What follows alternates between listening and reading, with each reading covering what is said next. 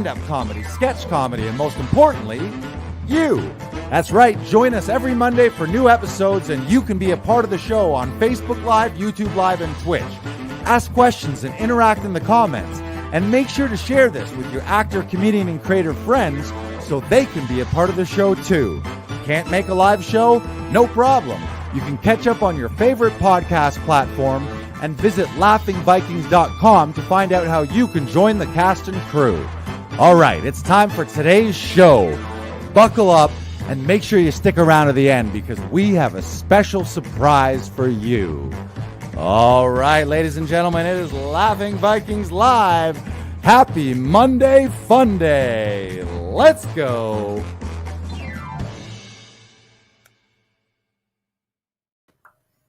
And just like clockwork, we are here again 7 days later. Welcome to episode 53. I'm Lars here at Laughing Vikings. We got Brandon Knox, aka the BK Broiler, in the house. Happy to see everyone. Maybe on Facebook. I hear Facebook is down right now. Usually Facebook, YouTube, and Twitch. If Facebook is gone today, so be it. And we've got a great show planned. Our guest is fantastic. You're going to learn a lot. But first, a little chit chat banter off the top. BK, how was your weekend? It was a doozy, Lars. It was fun. It was enlightening. I really had a great weekend. Good. Yeah, how was yours? It was great, except for right here. Things were looking good for the Jays. They had a great run the last couple months of the season. I was at the game on Friday with my dad. Great game. They won. What did they win? 6-4, or like they won fairly handily. Got a little close at the end.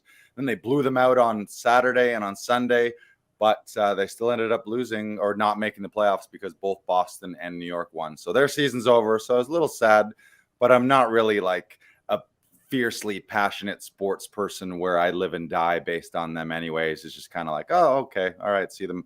They'll be fine. They're all millionaires. I'm sure they're going to recover. You don't want to do a fun rant about it for a couple minutes? I'm not passionate, and I honestly don't care enough to go deep into it. Like I remember the episode when the Leafs lost in the playoffs, and you were ranting and raving, and I was like, man, I really admire this guy's passion.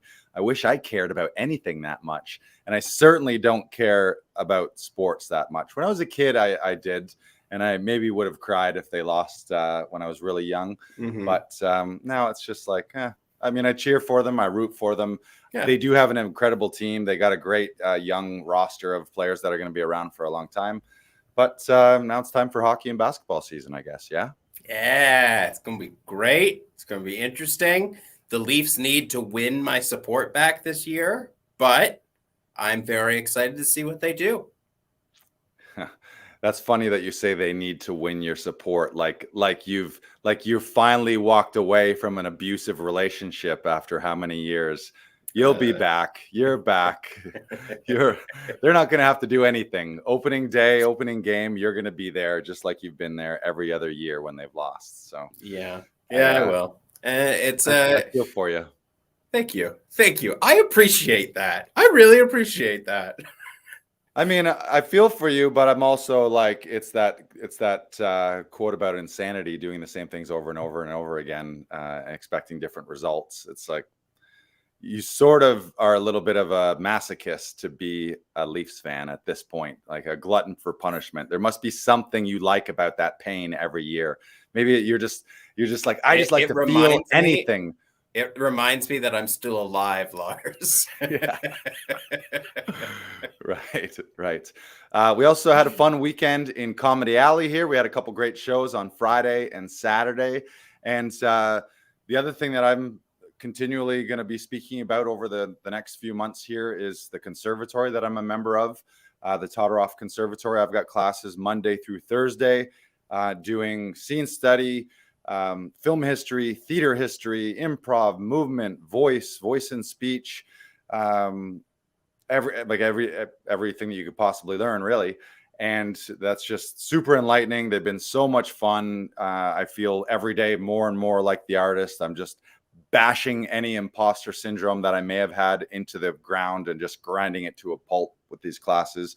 And one of my favorites, and you've sort of been on the sidelines or in the studio here as I've been practicing, is the Shakespeare classes. I've never gone this deep dive with Shakespeare, and I'm learning the King Henry or Henry V Crispin's Day speech. So on the weekend we were playing basketball, and I like to get the lines and the words into me while I'm moving and doing things physical. So I'm dribbling and taking shots on keywords. And then today in the studio, we're never sure if we're going to be performing or not. He'll call on us somewhat at random. Like, if you went last week, you're probably not going to go again this week. But I was taking a bunch of rips at it today, and it's starting to feel really epic. And that speech to me is the path to a ton of things that I want to achieve in my career, mainly that kind of like kingly epic battle speech, which maybe we can talk about that kind of stuff because it does relate to our guests that we have on the show today. But that's also the halftime speech in sports. That's the big lawyer speech, the big politician speech. So I feel to be able to learn something that epic and deliver something with that much passion and enthusiasm and gravitas, it's the fate of my country and the fate of my people and family and everyone I know depends on it. So just that huge rousing speech, and I'm really pumped and excited, and it's ignited a new passion for me, and it's specifically for Shakespeare's words. His words are so fucking good. It's written so well. The rhythm and the musicality of the iambic pentameter is just brilliant. Mm-hmm. And every time I say those words, I feel like it's, in a weird way, sometimes when I'm saying, I feel like I'm like rousing the ghosts of Shakespeare and or people in the past, maybe these kings. Like it really does connect you to a history, and I'll do a run of that speech and I'll be like, holy shit, like it's almost an out of body experience sometimes. It's just brilliant. I could talk about it. We could do, I was just going to say we could do a whole episode on Shakespeare and we will be doing a whole episode on Shakespeare, October 25th. With Mary Lou Rosado, who is we'll be doing two Titan. episodes. Oh yeah, we're doing a couple. Yeah. We'll be doing a two-parter of Shakespeare on October 17th and October 25th, October 18th and October 25th. So stay tuned for that because they will be very exciting. Second half but of let's get into our guest today. So Lars, you want to roll a clip? Let's roll a clip, and then we'll give him an intro, and we'll bring him into the studio. Ready, and... So, I put powder in, I cocked back. Let's see if we're lucky, all right? And we are very lucky. Whew. If you were here right now, all you would smell are bad eggs. Flintlock pistol. Let's see how this one goes. I'm really having a very lucky day. This is fantastic. So, that would work very well in a dueling scene, don't you think? Okay, now to check out this little guy with a very, very small percussion cap. Again, let's see if it goes off. Pretty impressive.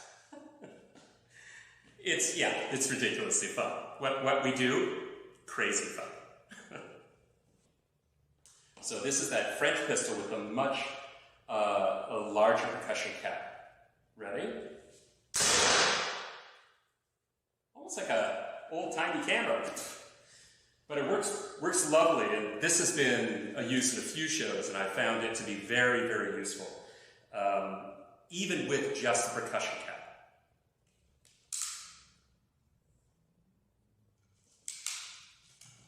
So here's a long gun, right? This is a type of birding musket, hunting musket. Anyways, it's lovely, and let's see how this one works. So we had ignition, but not the powder going. Okay, we'll have to try that again. Second time, we'll see if the second time is the charm. So yeah, there you go. Yes. All right. I'm so excited to bring our guest on today. He's an actor. He's also co-owner of Rapier Wit Stage and Screen Combat. He's been a fight director on TV, on movies, on Broadway, at the Stratford Festival. And I had the pleasure about 2 years ago, I met him at an event called the Movie Expo, which was created by Taz Garcia, which we had on a couple weeks ago. He did a sort of an intro level instruction on guns and firearms and weapons in film.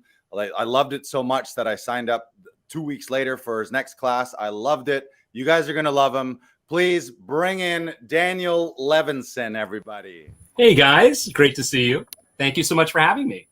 Nice to see you. Yes, great having you. I think out of all of our guests, you have the strongest case of gun fever.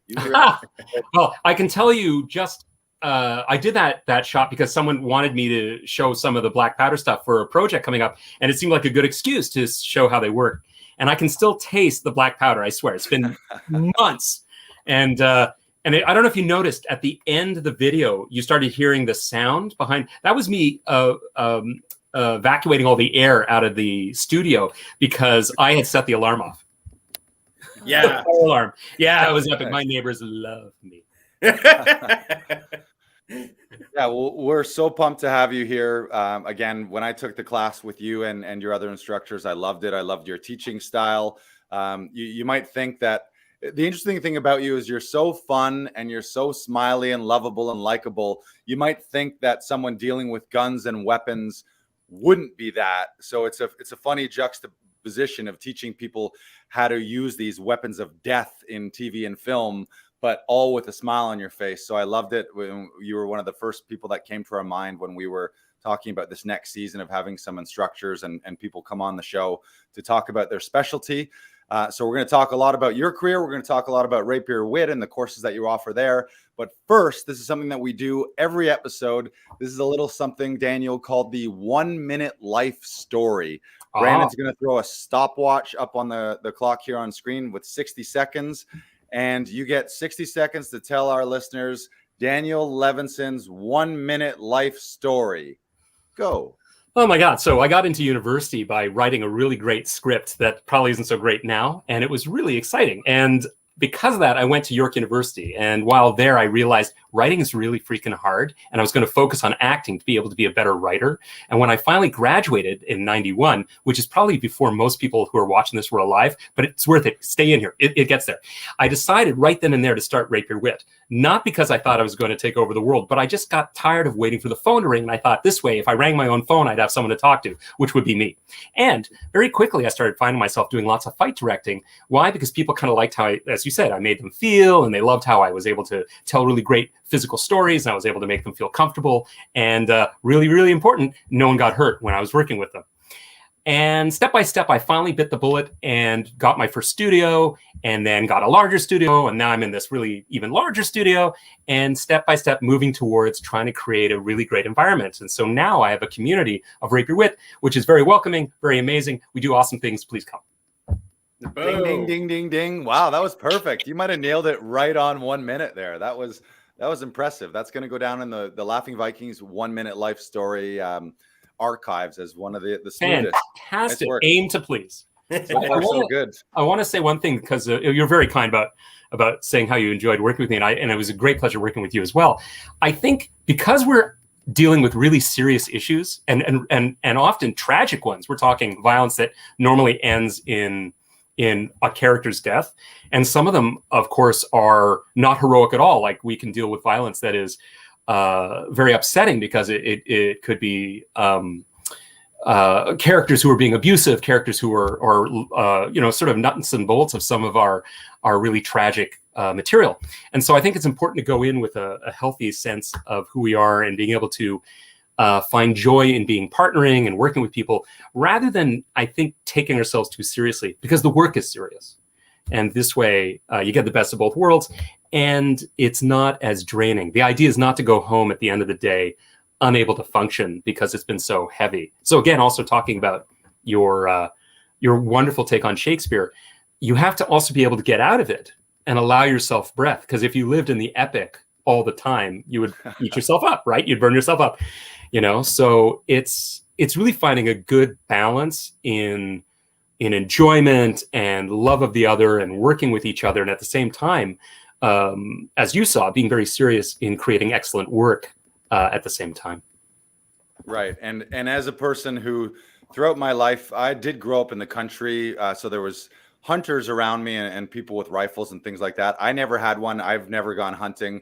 So I had zero. I had never held like BB guns was the most of my experience. So I wasn't a person who's comfortable with weapons per se before, or like really even chomping at the bit. There was definitely some fear there. And I felt super safe and felt in good hands and never felt that I was going to go to a weekend workshop and end up getting shot in my own eye from myself or someone else. So right. Yeah, it was great. It was all around amazing experience. So we want to take it back in time a little bit before Rapier Wit. How did you first get into performing, or do you remember as maybe as a young boy or as a child, what was your very first performance? Oh man.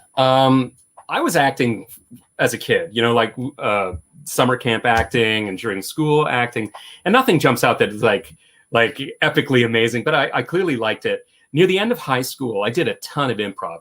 And at the time there was a new thing called the Improv Olympics, which of course is now doing very well and is expanded. But I was one of the first of the groups that were doing it.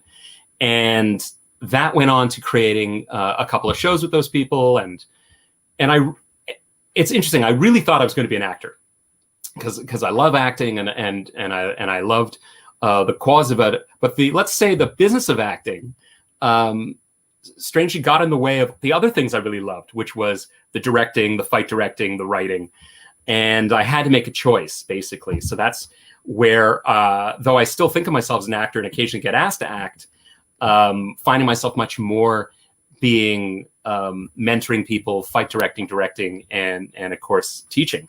So it's really odd, and people often ask about that moment, and I think it was more evolutionary. That sort of movement through time and recognizing opportunities, taking them when they come up, and also some hard, let's call it walks in the snow. Like I said, realizing that a decision I had to make. You can't be everything, and to get very, very good at something, you need to commit. I think this is awful to say that because, obviously, this is a channel for people to learn about everything, and I hate to make people think they have to give up their passions. I just mean that for me to find the place where I am now, I had to really focus, I think, on the fight directing and the instructing. Right. You mentioned too. The acting side of things, I did find in your workshops at Rapier Wit that was really well addressed. That it wasn't just the technical of how to hold a gun or the action of a gun. There was a lot of, I guess you'd say, sort of scene study-ish type things, or especially body language. For an example is if your character is just a civilian and they found a gun and now they're defending themselves, they're going to carry themselves and hold that gun much different than someone who's a trained CIA operative and has been through government and army training and all that kind of thing. So the expertise, how you hold things, how you carry yourself, are you confident with that? Those are all actor choices too. And I felt that you guys really addressed that. And it did feel like sort of a hybrid of scene study and or character choices plus the equipment and the weapons being in there too. So I do feel you addressed that as well. It's great. Well, I'm thrilled you said that because that is really everything we're about. And I should say, just in case people think we only do guns, we do tons of sword, lots of unarmed. We're structured and set up to help people really work on what it is to be a character who's physical, in distress. Usually you can imagine violence is usually the ultimate in conflict. And of course, all good drama is conflict. So we just basically go right to it. And the idea that I really think is important, I was going to talk about later, but I might as well sort of start it here, is we train so hard to get very good at skills. And what I find most interesting when I'm building my scenes with my actors as characters is you have all of these hours of training in the body that go to shit once your character gets emotional. And it's super interesting watching these finely tuned fighters start making what I call intelligent mistakes, as opposed to they're fighting, all of a sudden one sort of has a heart attack and drops dead. Doesn't make any sense why the fight alters and one character loses because they're so perfectly matched. And it's just sort of the director decided that person had to die at that point.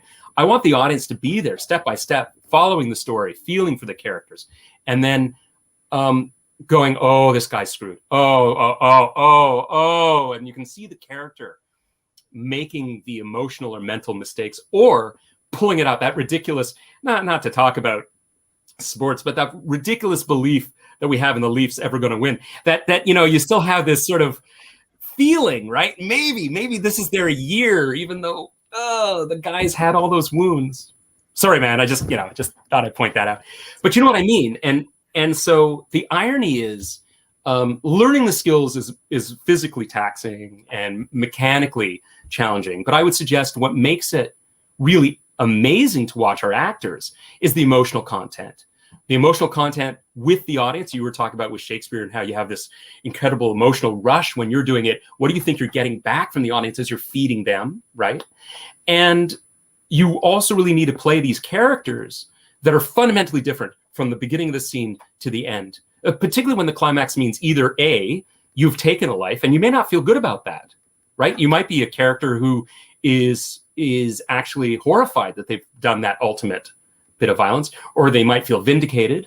Or of course, you're the other side of it where you're bleeding out and you realize everything, your whole life was pointless as you die to this SOB, right? So there's some things that I think are so worth functioning, so worth discovering, and the function of what it is to be these people.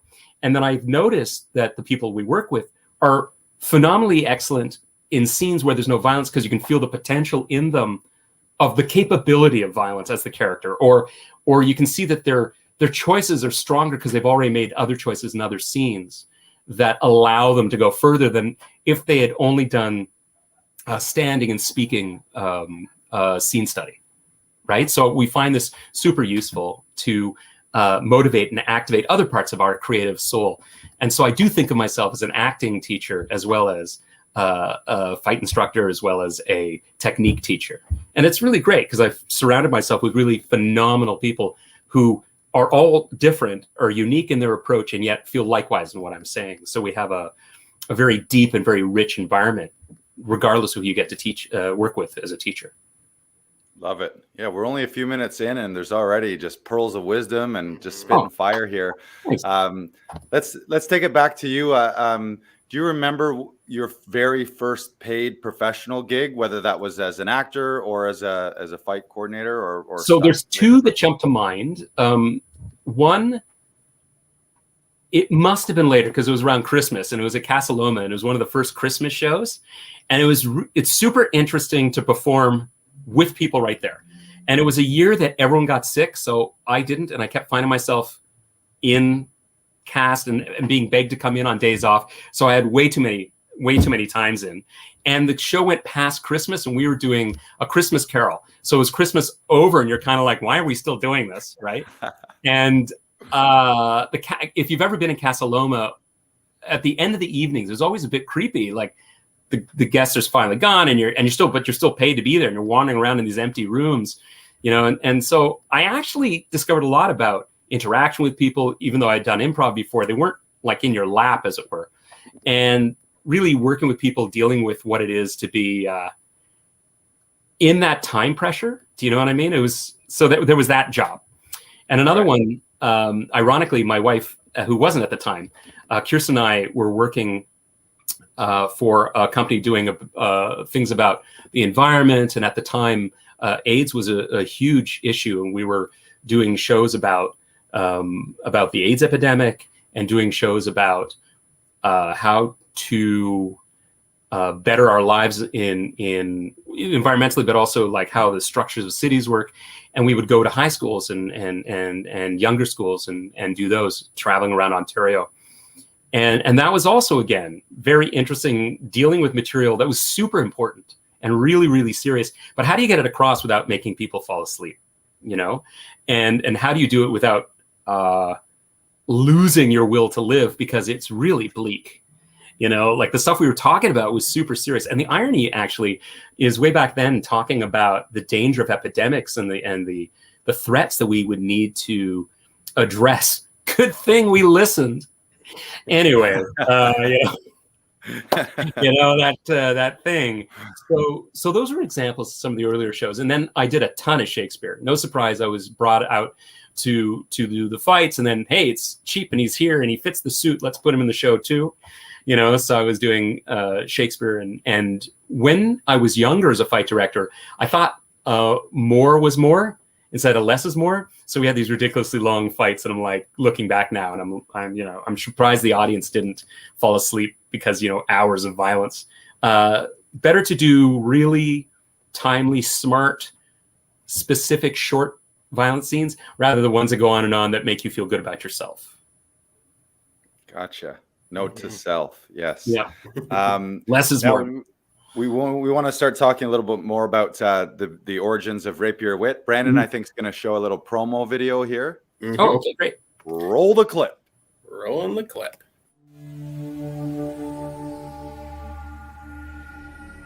I believe that as an actor, you need to have a lot of skills, and I think stage combat has made me an asset to every show I've worked on. I've been coming to Rapier Wit since I was 16 years old. I have never been to a place that I could come into and swing swords around with 10 other people swinging swords around. I'm originally from Oklahoma City, and I came to Rapier Wit to continue my training in stage combat. I was looking for training that would challenge me, and I'm originally from New York City. After getting a taste of stage combat, I wanted to do more. When we first started, if you weren't in school in a university or college and were lucky enough to have someone teaching, there was really no place for you to go to be trained. Rapier Wit is definitely a name that people recognize. As far as I know, it's the only continuous stage combat studio in Canada. It's a place where you can come 365 days of the year and find a class.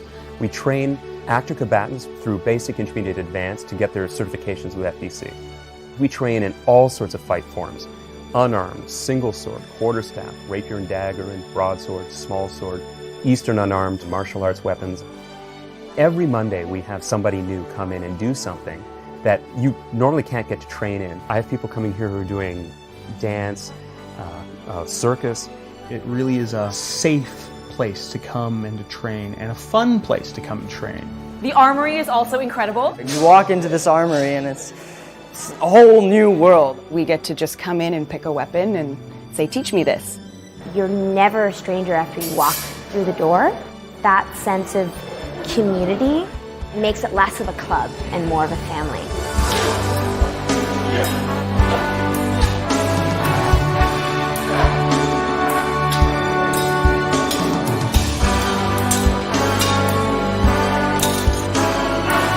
You can't get students to leave. I come here, and this is kind of like my second living room. I definitely want to keep coming back and I'm not gonna leave. I never drag my feet going to a class. It's always really fun, and the people make it fun. It's a place where people come where everyone grows. I don't think there's anyone at Rapier Wit who lets their art stagnate. It makes me want to constantly improve myself because they're already so amazing and they're still trying to improve themselves. I don't think a place like Rapier Wit exists anywhere else in Canada. They're not only stunt people, they're instructors and they're actors. It helped me relate to acting in a physical way, and that, I think, deepened my understanding of acting and my love for it. They know what an actor needs to hear, and they know how a director needs to get across to an actor. You don't actually have to be a performer to come here. We've had lawyers, doctors, people who just want to do something they've always wanted, which is swashbuckle. And here's a place to come, and you get to play and be that kid. It is the perfect job for me, and I wouldn't have found it had I not found Rapier Wit. It's given me so much. So if you want to come somewhere and train with the best and do things that you probably didn't think you could do before, I think Rapier Wit's the place.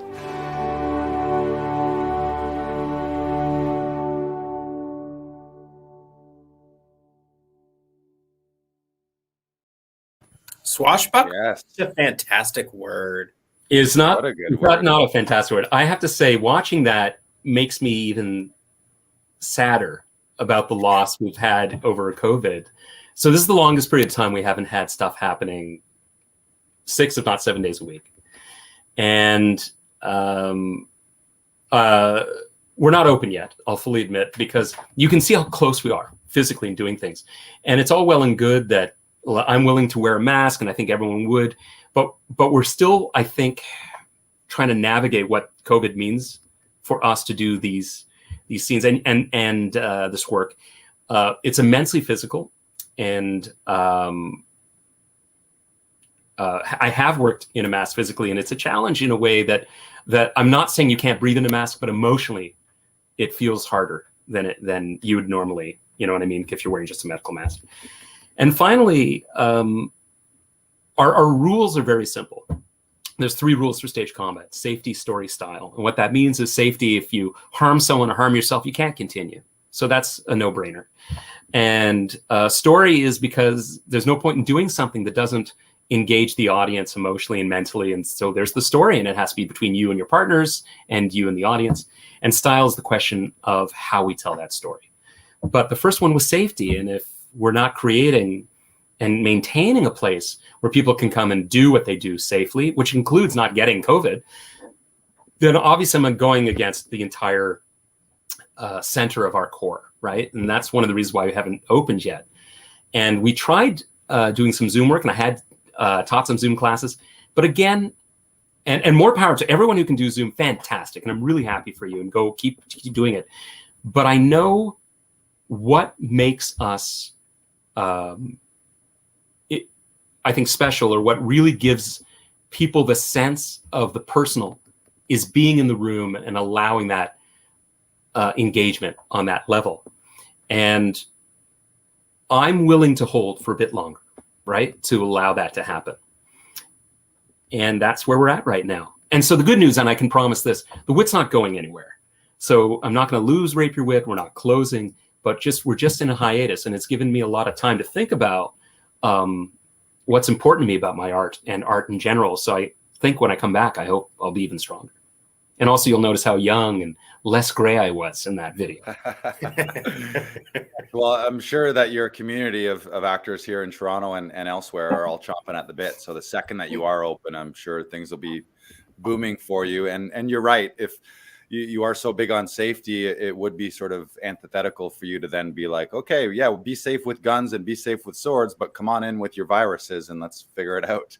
So kudos to you for having the discipline to keep that. I know it's probably been tough, potentially financially, and more so just emotionally, to not get to do the thing that you love every day after doing it for so long. So I also wanted to show you here. This is my diploma here. First of hopefully many when you get reopened. I'm sure I can add more to my resume. And our new ones were even nicer. So Kirsten made an even nicer one that you'll like. All right. Yeah. Beauty. Yeah, and this one was the stage and screen firearm safety workshop that we did over 2 weekends. That then also allows you to, with the government, apply to actually own to get your possession and acquisition license. That's right. Right, yeah. Which is what the PAL stands for, Possession and Acquisitions License. Although I must admit, it's been 2 years now, and not having used it, I definitely have to go back through my notes and refresh some of my my memory of safety. But even just the being self-serving and sounding like I'm drumming up yet more business. When we come back, one of the things we do is classes for people who've already done it to renew and revitalize your training. Because let's face it, actors have to start thinking like dancers, musicians, and other artists who, they practice their trade and their art every day. And so musicians with their scales, and dancers back at the bar if they're doing ballet. And I think one of the things that we as actors sometimes get trapped in is, we'll call it the 9 to 5 of our lives, right? And and the person's working double shifts at the bar. Now I'm ready to play Hamlet. And you're like, so we have purposely created things for you for that. You've already done it. We're not denying what you've already put effort into. We're allowing you to recapture it. Because let's face it, you will also be a different person when you come back. So you'll be learning new things because of your new perspective. Right. Yeah, and I definitely need it. I mean, again, if knowledge is great, but unless you're using it on a regular basis, you do lose it. And I love what you said about actors. And one of our coaches, Tom Todoroff, at the conservatory, and Brandon's a member of their weekly classes as well. He talks about the same thing, where like a musician, a violinist is playing scales every day, so that if someone goes down in an orchestra, they just step in, they can sight read, and then they're good to go. They're not rusty. And a lot of the times actors, if they haven't been getting an audition or they're not currently in a show or in a play, you get rusty. It's your body, it's your vocal apparatus, and you got to keep that going. So he really preaches to us, you need to be daily either reading aloud or practicing monologues and rehearsing monologues at like minimum 15 minutes, or have an array of 6 different monologues that you sort of have in your back pocket, so that when you get the audition that can be a life changer and a game changer, and potentially could be 5-figure, 6-figure, 7 figures, and sends you off to the races, you can't expect your body and your voice and your instrument to instantly activate if you haven't been doing that on a daily basis. So I love that you reiterate that. So just the importance. If I could add one more thing, I think it really goes with that, and what is, and remember that truly being alone, like doing, let's say, a one-man show, a one-person show, or a monologue, is not actually the common reality of most performance. Most performance is engaging with a second, third character, and most importantly, with an audience. And I think the speaking out loud gets you comfortable, allowing your voice to be heard, allowing you sharing that energy. There's the other half you need to work on too, which is one of the reasons why I believe so much in partnering exercises and having other people in the room watching you, right? So when you're training in fights, we then get to watch each other, and in a very constructive and positive and kind way, we make suggestions to make things even better, and things that we thought was an improvement, and things that we liked, and where areas might need to be addressed. Not about shitting on people and making them feel bad, but really talking about where they can go next with it. And the reason why I say that is everything we do is partnering, right? We're partnering with our audience. We're partnering with our physical partners on the stage.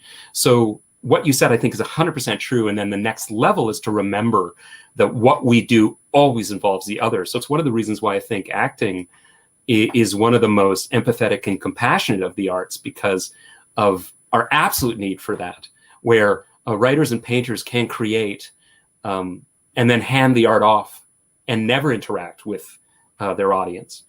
And that's just something we're not capable of doing. And even where people create film or recorded medium where you don't have the immediate return of the audience, it's still, you're performing still, because you know when watched, the audience is actually reacting as if they were in the room with you.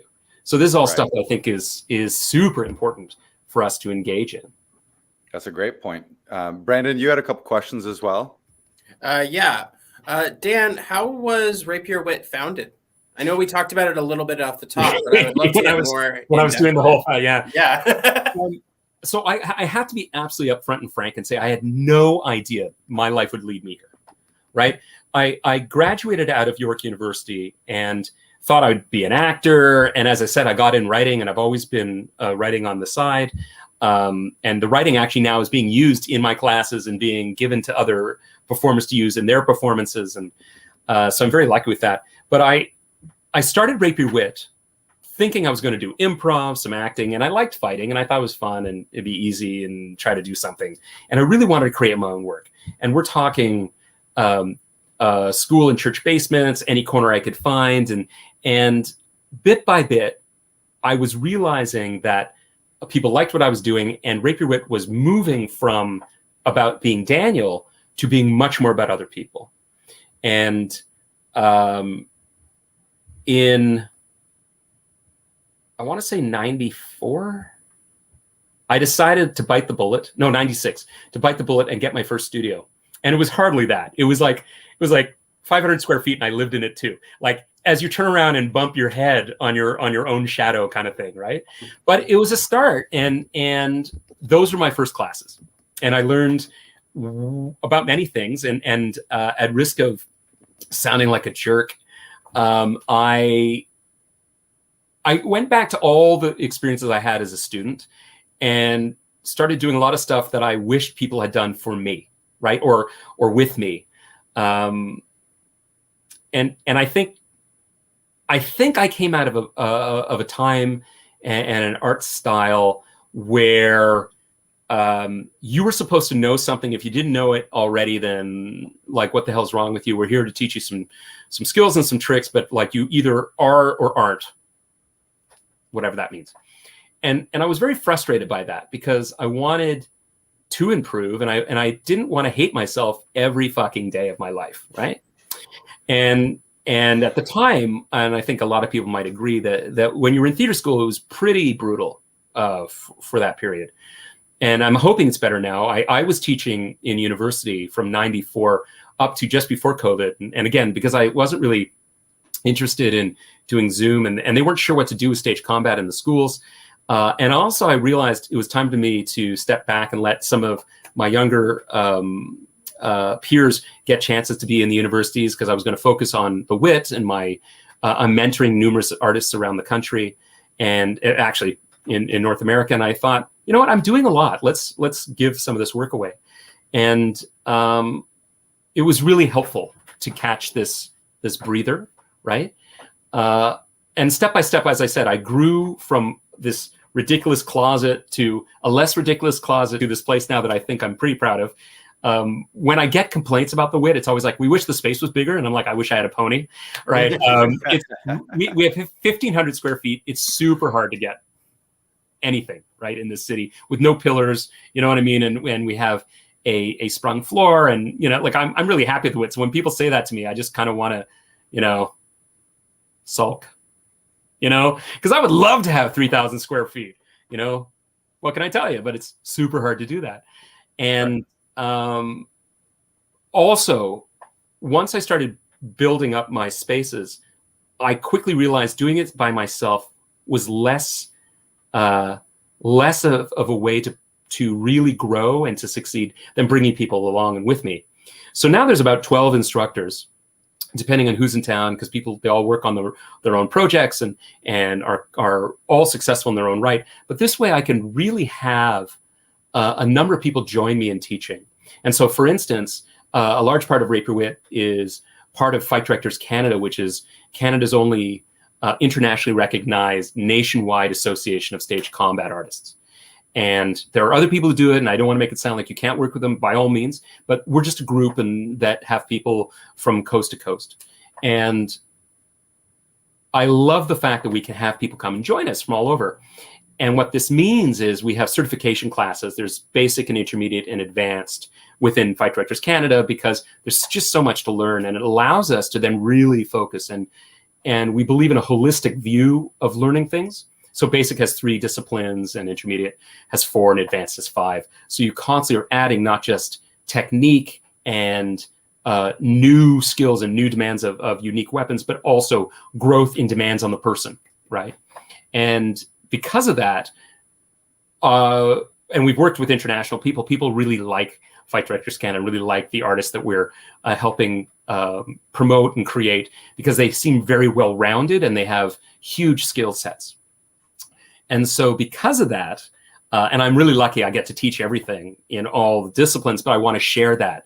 And so if I'm doing basic, you know, I'll bring in a couple extra teachers. So there's 3 teachers rather than just me doing it by myself, and intermediate and advanced. And it's awesome, because then I get to sit and watch them teach. They get to watch me. And we also share on ideas with directing and storytelling. And because of that, I think that the WIT is very much an incubator for artists. And I have, as in the video says, I have dancers coming here, stunt people. I had a person who was a visual artist, and all he wanted to do was come and sketch our people in movement, you know. And those things became their I don't know if they got their PhD, but their master's degree was like this art that they created from that. And I think just to come down, I guess, to the point of what all this is about is that belief it takes a village to raise a child. Well, kind of think it takes a village to create an artist, and it takes a village of artists to create great art. And every time I think I really know something, someone shows up and shows me something even better. And I'm really proud that this is a place where people share rather than feel a need to push people out and only maintain their small little part. And as I'm watching other people grow and move on to huge parts of their career, I'm so much happier than I would have been when I was younger, when I suffered from, let's say, envy and frustration that I wasn't as successful as everyone else, when you realize you're not everyone else. And it's a ridiculous experience to waste that energy when you, in fact, have numerous things that are working for you. And I understand there's frustration and difficulty in all of our lives as we're trying to maintain ourselves through, let's say, COVID or just our careers. But you have to find places that nourish you and give you this sense that you are worthy and you are creating art and you can share your art with others. And that's what the Wit's about. Yeah. Love it. Love it. That really resonates with me too, Daniel. Here at Laughing Vikings, I can speak to that in the last 5 years since having this community here and having a space and having actors come through, like a ton of the best things that have ever happened to me in my life and in career have been spawned from having a community. And then initially it was just me running the studio, running audition sessions and self-tapes and renting out the studio. And now we've got a small team of people, and it's way more fun. It's just great as far as networking and building new relationships. And I think that's a big thing in the acting world as well too, is it can feel very lone wolf, especially and also in the stand-up community. You kind of feel like it's just you against the world, but we've all had experiences where you're in a brilliant cast or you're in some kind of ensemble of performance, and it really does feel like family. In that promo video, someone mentioned family, and it's like the family that fights with swords and guns stays together, you know? So yeah, I love that. Also too, I just want to speak briefly, and Brandon maybe has a little anecdote to tell how important, like what the challenge of what you have to do in TV and film and on stage, especially in stage, because people are right there. There's no camera tricks or CGI or weird cuts or camera angles, is how to make something so epic and violent and scary, what's scary in real life, come across as real to the viewer without putting the performers really at risk. And that done wrong, whether it's a small indie production or on a Hollywood level, we've all seen stories of stunt men dying or people dying from whether it's a weapon or like a gun or a sword or big falls or car crashes. Yeah. It happens quite a bit. So there's a huge importance to it. And Brandon, I know you had a story from sort of indie film days that you wanted to share. Yeah, I was doing a sketch a long time ago, I think before COVID, and 4 times. Yeah, we had a fake gun on a roof that was a water gun, and it looked fairly real, and we were yelling and screaming and doing our thing, but we didn't let anyone in the building know that we were there. We only had a connection with 2 people that lived in the building and didn't let anyone else in the building know. And as we were leaving, I saw a police officer on like an opposite building balcony, and I laughed because I was like, yeah, that's what our scene's about, a police officer looking down on people. That's funny. And then as soon as we rounded the corner, the SWAT team came out, and on all sides we were down on the ground. And honestly, if we had let people know, if we had let the police know, like all of that would have been avoided.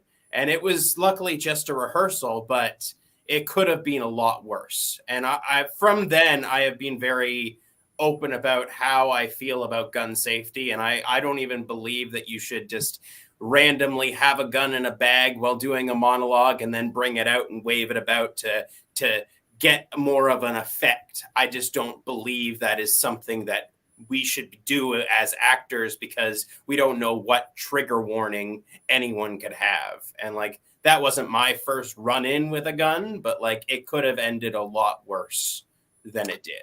Yeah. So using the last thing you talked about, like pulling the gun out, when an audience, we'll stay with theater for a minute.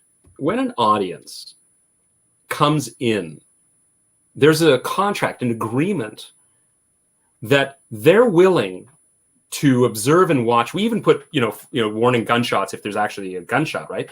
But they know they're here to participate. And obviously film, it's already removed more because it's recorded. But that sense that the reason why I say this contract is strangers in the street have no contract with you, right? And so the story you told, I know many stories like that, and I share them in our PAL classes that Lars will remember some of them. The number of people who, through very, very much, let's call it good training on the police part or good luck, because I think right now there's our belief right now is that, especially because we're getting a lot of material from the States, that the police are vindictive and violent and would shoot you for no reason. I'm hoping that's not the case in Canada, because I know too many stories where not only did the people not get shot, they were even let off with a warning, rather than thinking of some of the things that could have happened with someone else being frightened by seeing a gun. You were talking about someone being triggered by seeing it. If someone had suffered violence and saw you, what looked like you were about to kill someone with a gun, I mean, who knows what you could do, forcing them to a place where they don't want to be. And so we have huge responsibilities as performers, as artists. And I'm a big fan, obviously, of taking strong story risks with violence. Like, I think you're allowed to play monstrous people who do monstrous things. I think you're allowed to make really, really challenging choices that will make the audience uncomfortable, but they know their audience, right? When you're just doing something because you're either, and I don't mean to be insulting, but you're too lazy, you're too cheap, you don't have the patience to look on how to do it properly. As you said, hiring a police officer, like if you're doing a film, you're supposed to, go to the city and get permits. The guerrilla filmmaking, and almost everyone does it at the beginning of their career. But there's horrible ramifications that might occur. There was an actor in New York who, because he had previous criminal charges, is looking at a really long jail time because he had a replica firearm and was arrested in what looked like a bank robbery. Now, very quickly, it turned out it was a film, but he's not getting off on this, right? Like they were, last I heard, they're still taking him to court.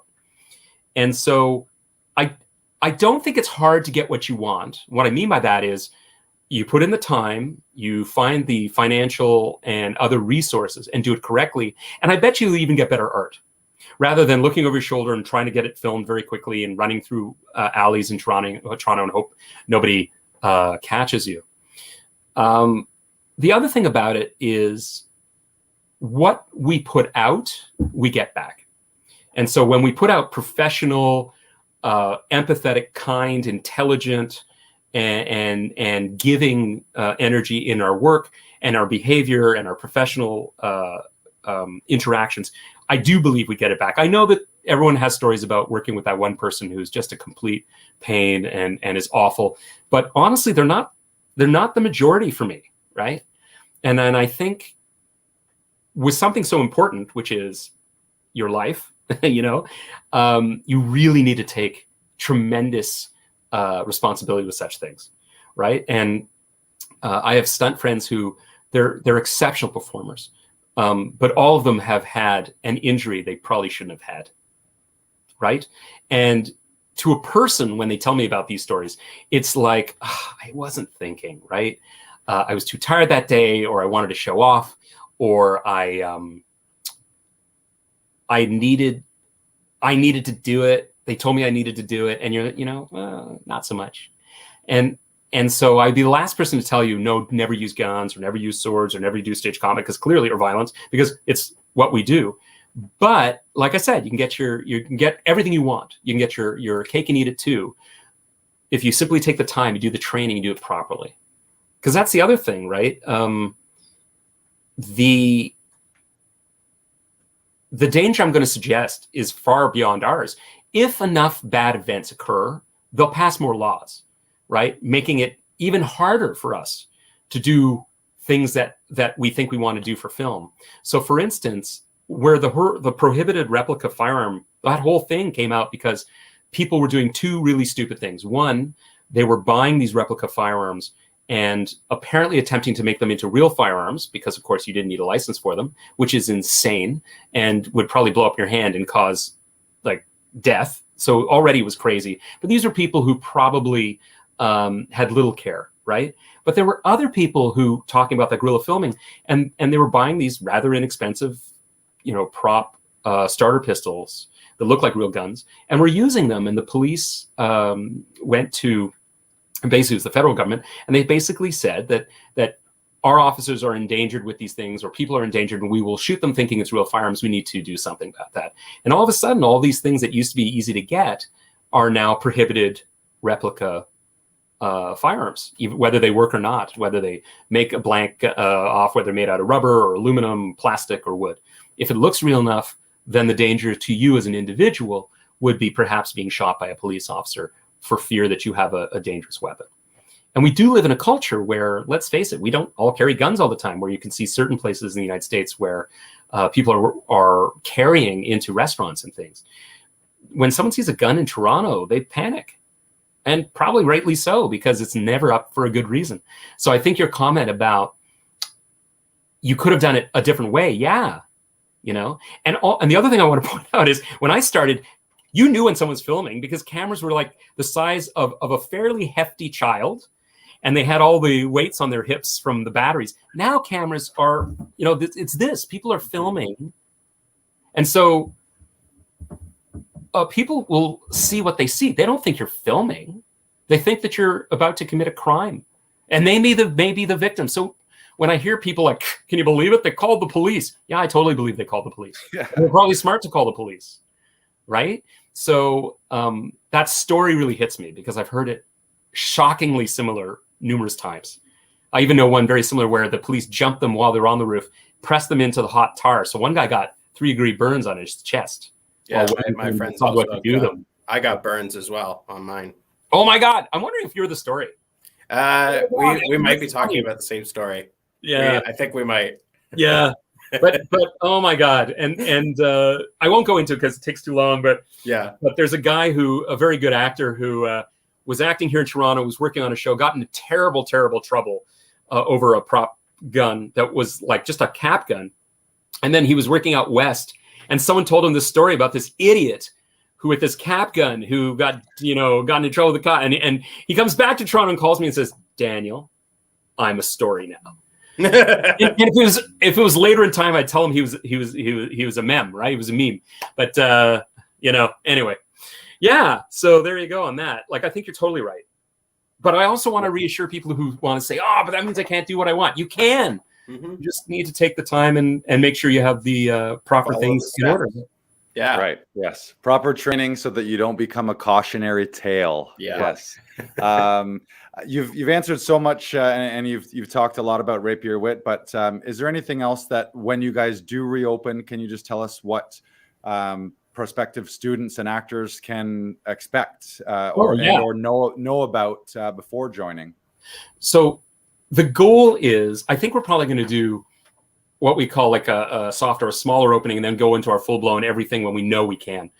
But as I said, the things that the WIT are most known for, where people come to us, is the certification classes people love, because it's this wonderful personal challenge. And as I said, a real growth in you as an actor and doing everything with all this physical stuff and the storytelling and the characters. But also, as you know, I have the firearm classes where there's the PAL, but there's also a movement one where you're not firing guns, but you're dressed up in tactical and you're moving with partners, and how to carry a gun and how to move where you feel confident and empowered, how to transition from your long gun to your sidearm and back to the long gun. And then the other stuff, it's like, so someone has a long gun that you think you would like and they won't give you. So you learn how to throw them around and take the gun from them. So that each of these are growths in what you learn, like how to move, and then you learn the next action, and then you learn how to interact with people, right? And we're going to be, of course, reintroducing all these different sword classes for people who've done things before and need to reintroduce themselves to the art and the skills, and classes for people who are novice and never done a thing.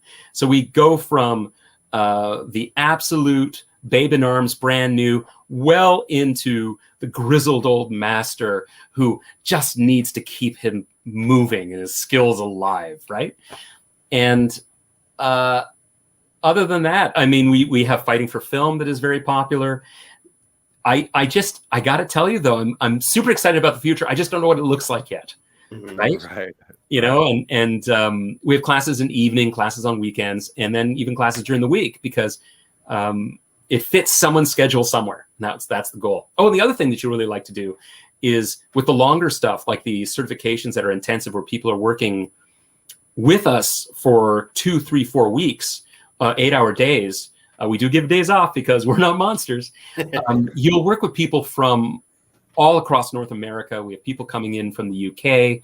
I've had people from Australia, and it's just really exciting working with people from all over the world as well. And it's very humbling to know people have decided to join us from other places, you know?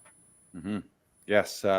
You mentioned, obviously the future is uncertain, a little more uncertain now than normal times, although it's kind of always uncertain. We never know what's going to happen. But we always like to know of our guests here, is there a dream project that you aspire to create and or to be a part of, some kind of bucket list thing that you've got in the back of your mind when things change? Because the one interesting thing throughout is, while Rapier Wit has had to shutter basically through all this, you've still been working on TV and film productions because they've been able to continue to produce things. So can you speak to? So I was really lucky. I did some firearm training on Titans, and they were amazing. So I was working with some of the leads and their stunt doubles, and these were really great people to work with. I'm doing firearms as we speak, not literally as we speak, but I'm helping some friends on a film out of Toronto where I'm doing firearms for that. And I directed a play that was live, just like this venue, that was really neat at the top of the season. And I had done fight direction that way too. But honestly, I have 2 companies I like working with that are really exceptional. One's in Vancouver as a Fair of Honor, and those are my friends, Jackie and Nathania. And if they watch this, they won't see this, but if they do, they're amazing. And Colleen Snell in Toronto has, and Miss Saga, I should say, Frog in Hand. And I want to bring these 3 people together, their companies together. I've written a really epic show about a highly competent, brilliant team that are tactical, these 3 women who are forced to go into this micro universe and fight for their lives to save people. So the reason why I want to do live is because, oh yeah, they can do this in film, but the idea of doing it live is super exciting. So think of it as an epic, super violent, adventure that is horror driven, but funny. Love it. So I've written it, and we're just now working on rewrites and figuring out how to get the funding for it and stuff like that. So that's in the back pocket. Amazing. And, that sounds super cool. I hope so. You know, every time I think I'm done, I go back and go, oh, and I have to go back and rewrite parts. You know how it is. Right.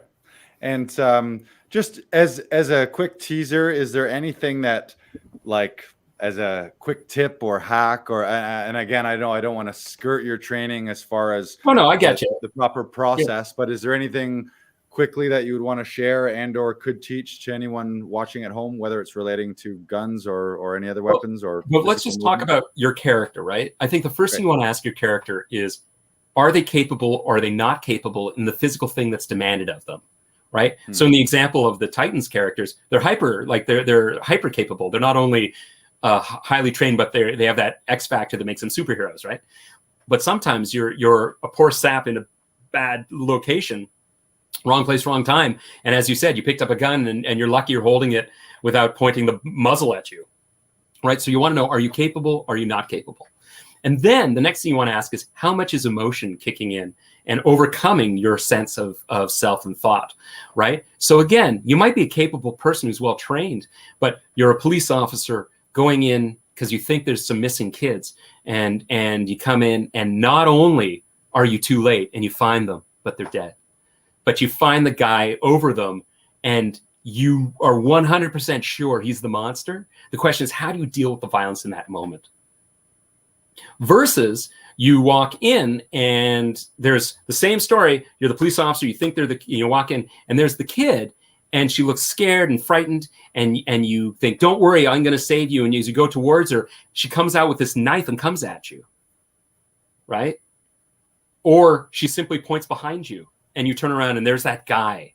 You know, where does the violence occur in these events in you, you know?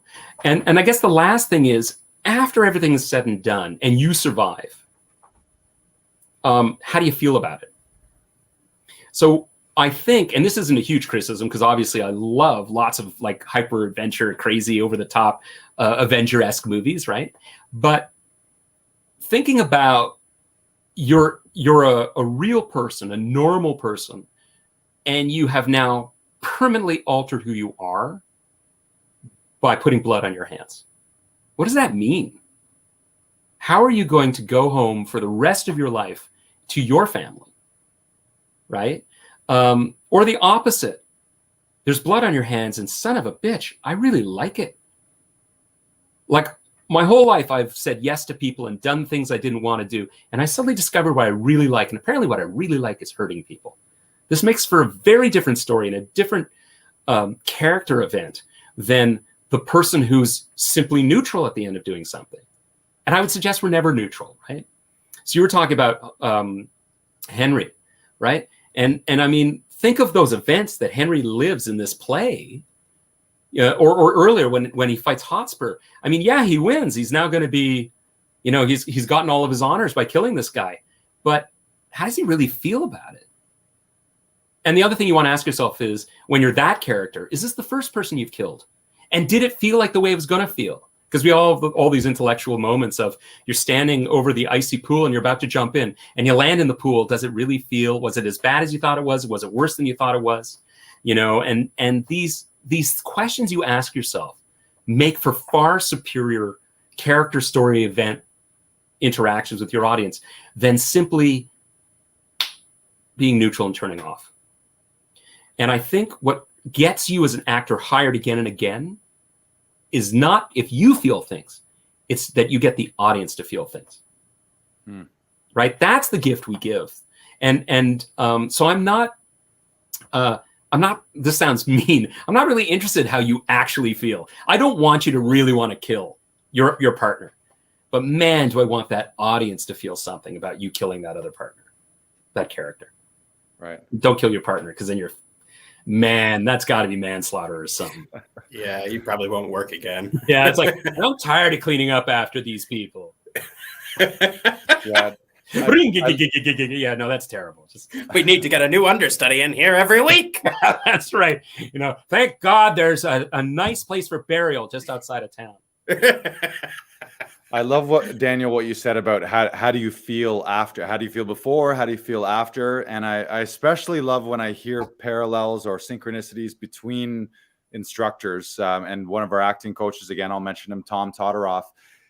One of the things he often says to us is, how do you feel about everything? Every time you mention someone's name, how do you feel about her? How do you feel about him? You mention a place, you mention a food. Yeah. So getting that, like, you're never neutral about everything. You about anything. You have an opinion on everything. So it's, let us know how you feel. Let the audience know how you feel. And that will really color and layer in just a next level performance versus someone who just whitewashes everything with kind of the same energy. That's great. Great advice. Like people feel safe when they do that, but they're not doing themselves a service at all. And we often talk about, right? Like your character's always doing firsts. This is the first time I kissed. This is the first time I felt love. This is the first time I felt truly fearful, you know? And that's playable. But if it's the 100th time or the 1000th time, it's harder. And I would suggest another thing, actually a really important thing, is when you're playing a character that has in fact suffered numerous things, like you're in an abusive relationship and your character has been hit clearly numerous times before, but this time is the first of something because we're watching it. Is it the first time you suddenly stand up? Or is it the first time you realize this is your future if you don't change? But something is always the first. And when you find it, you can act it over and over again. I find that actors who've been blessed with long runs of theater, we've had talks about different actors have talked with me, and it's how do you keep it alive? How do you constantly find new? And there was an actor who had a really legitimate complaint. She was directed by a director who wanted her to use a traumatic real event to play. And the problem was it disappeared, and this very important event in her life suddenly was numb. And I think that's a crime, you know? Use your imagination, by all means, use your creativity, but really try. I think the things that happened to me that broke my heart in my life, they're private, they're mine. I can find really creative and useful ones for the audience. You heard me just the description of like the 3 events for the police officer and the child. Like I think I have a lot of creativity to help you find your way there, but I'll expect you to use your creativity and your imagination. I don't want to trigger you to think about when you came in and found your child dead. Right? That's monstrous. Mm-hmm. Right. Yeah. No, that's again. I love hearing similar things from different people as we talk about that in class, where it's you can imagine anything, but you do have a limited resource of your real experiences, and on the few occasions that you might use that, it can be traumatic. It can be traumatic to use it over and over again. And then there's the danger of if you are using one of those secret private things, if you ever tell someone what it is that's allowing you to get to that emotional place, that can ruin it forever, where now you can really never use that because it's no longer private to you. So yeah, it's a real dangerous, slippery slope. And I think there's been scores of actors throughout history who have gone that route, and they play something so much and so long that they sort of drive themselves crazy and end up having some more mental distress as a result.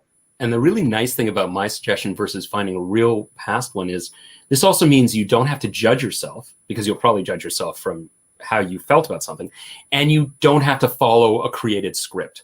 Like the death of a beloved pet doesn't have to be the horrible event you lived, right? And because you're not using the same one, you can rewrite your script and make it useful for what you're doing now, rather than the pain of what it felt like at that time. Mm-hmm.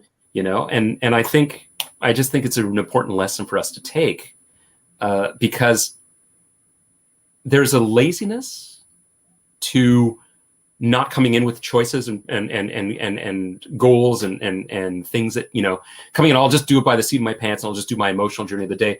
But then again, live, or actually no, with film too, I won't get the same thing from you when in 5th shot, 10th shot, 20th shot, or the second performance, 5th performance, 15th performance.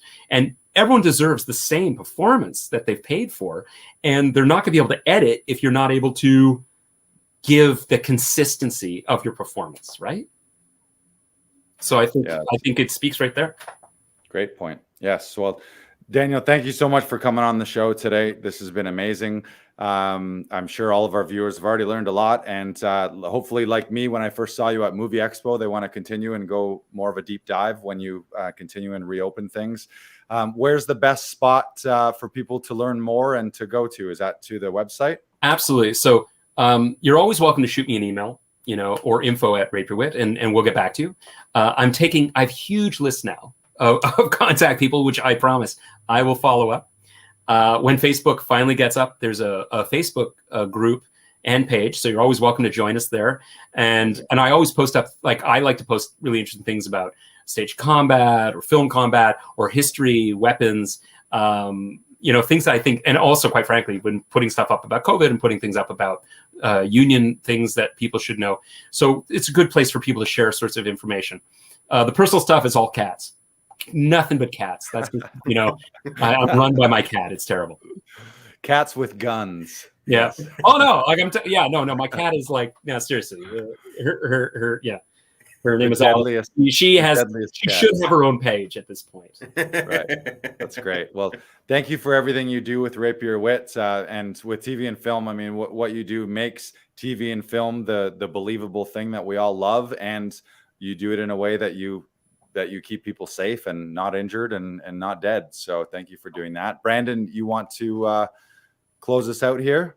Yeah. So at the end of our show, we like to close things out with an inspirational quote to inspire our week. And because of the stage combat that we're doing today, our quote is, no job is so important that you can't take time to perform it safely. And I think we've touched on this many times, especially today, that we have to focus on safety. Our work as actors and performers and comedians is dangerous because we're putting ourselves out there. We don't want to feel in danger when we're holding a weapon or when we're acting out a physical fisticuff scene with somebody. We want to feel safe and secure in what we're doing. And that's what you're trying to do with Rapier Wit. And that is completely and 100% admirable. And it's beautiful work that you're doing, Dan. Thank you so very much. I really appreciate it. Thank you. Amazing. Thank you so much. Thanks to our listeners and viewers. If you haven't subscribed on the podcast sites, do so. Make sure you hit us up. And you can find us on Facebook, YouTube, Twitter, Twitch, Instagram. As soon as they're all back up, we'll be in all of those places. And be sure to share this episode out with your actor friends. We have brilliant guests here sharing their knowledge and expertise. And just one of these little nuggets that Daniel's shared with us today can really boost and affect your career. So please share this out with your community. And we'll see you back here next week. And what do we say? Close-ups make careers. Let's finish it off with a nice big close-up. Daniel, get in here. Make a fun face. Thank you, everyone. Goodbye, goodbye, goodbye.